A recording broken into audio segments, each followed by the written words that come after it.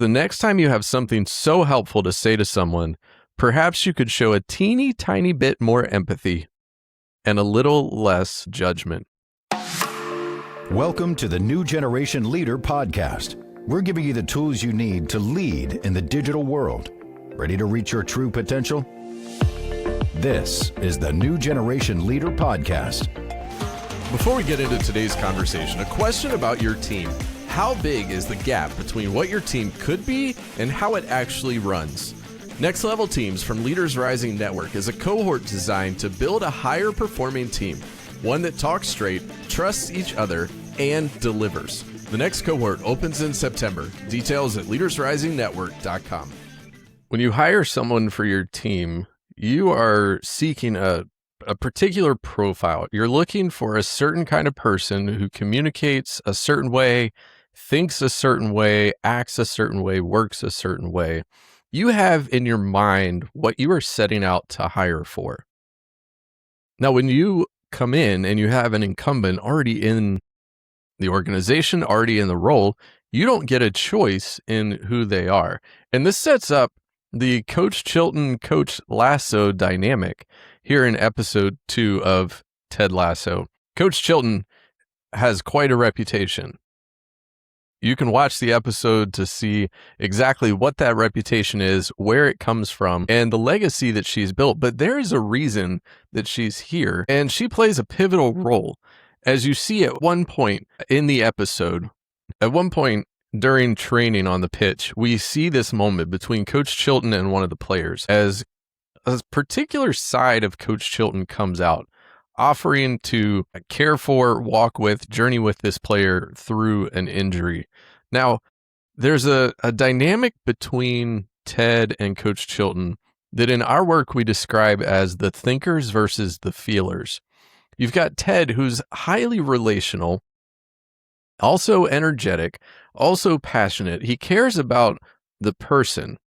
And then you have Coach Chilton, who is a logical, process, detailed person who, when Ted shows up for his first day in Richmond as the women's coach, he receives the dossier on every single player because Coach Chilton has downloaded all of that information, put it in an organizable format, and delivered it for Ted's benefit. And Ted quotes it over and over and over again throughout the episode. He refers back to it. He wants to know his players, and the work that Coach Chilton has put into this dossier is setting Ted and the team up for success. So Coach Chilton is this process-oriented manual. Let me produce a dossier. Let me document all of the details I can find on every single person on this team. There comes a point before the injury where Coach Chilton and Coach Lasso are standing off on the side of the pitch during training, and Ted's asking Coach Chilton, what's the story on this particular player? One of the fascinating things I love about season 4 of Ted Lasso is now we're looking at a women's team. So there are no holdovers on the team from previous seasons. We're meeting all new people in all different backgrounds, family orders, family systems. We're meeting teammates. We're meeting players who come from all different manner of family systems. Ted wants to know all of those details, but every single one of these stories is fresh and new, which adds an exciting angle to season 4.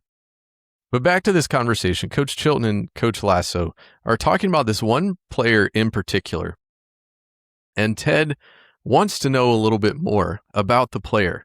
Why does this player play this way? Why does this player act this way? Where did this come from in her story? And Coach Chilton says their stories are irrelevant to their play on the pitch. And this, I think, sums up one of the greatest misconceptions that leaders can have in today's world, is that the stories, the experiences, the personal lives are irrelevant to the work every day. Coach Chilton has bought into this myth. Ted, on the other hand, being the people-centric person he is, says, I just like figuring out what makes folks tick. And that right there is what Coach Chilton is missing, and what I think so many leaders miss in each and every day is how do we understand what makes folks tick. If we can understand what makes them tick, then we understand how to give feedback, how to approach collaborating with them, working with them each and every day. In this story, and I will save the spoiler alert from as many details as I can here in episode 2, but it can even help you about this player that Coach Lasso and Coach Chilton are talking about. Figure out how to give them the assets and the resources to work harder, to perform at a higher level, to be better every single day. So Coach Chilton is at one far end of the spectrum. Ted's naturally at the other end of the spectrum. But as we watch this coaching dynamic play out between the two of them, we're seeing these opposites. We're seeing Ted understand how to leverage Coach Chilton's strengths because they're not his strengths. He sees the both and, but Coach Chilton still only sees the either or. And that's really the power. When we talk about these thinkers versus feelers, we're at the heart of it talking about the 5 voices, how we are wired to communicate, everything else Ted talks about from family systems theory, birth order, how you grew up, where you grew up, everything that you've learned how to do along the way, all of that stacks on top of your natural voice. And when you put all that together, you really understand, as Ted said, what makes folks tick. Now, in the end of the episode, Rebecca walks into the coach's office to meet with Coach Chilton, and they have this exchange, and Rebecca launches into a monologue to Coach Chilton, a lesson for Coach Chilton. And Coach Chilton keeps wanting to interrupt, but it's such a poignant moment. And I think where Rebecca lands this monologue is the breakthrough moment. The breakthrough moment for anybody to realize the oppositional views, the people who see things differently than us, can actually be our asset.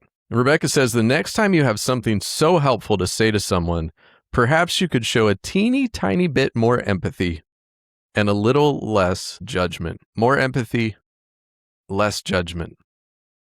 Ted, on the other hand, over indexes on the empathy and very little judgment. Sure, he has his opinions, his statements. He can read a room pretty quick. And so Coach Chilton is learning how to balance these two, how to increase the empathy ever so slightly and dial back the judgment. We all have these tendencies. We all have these ways that we go about approaching any given situation.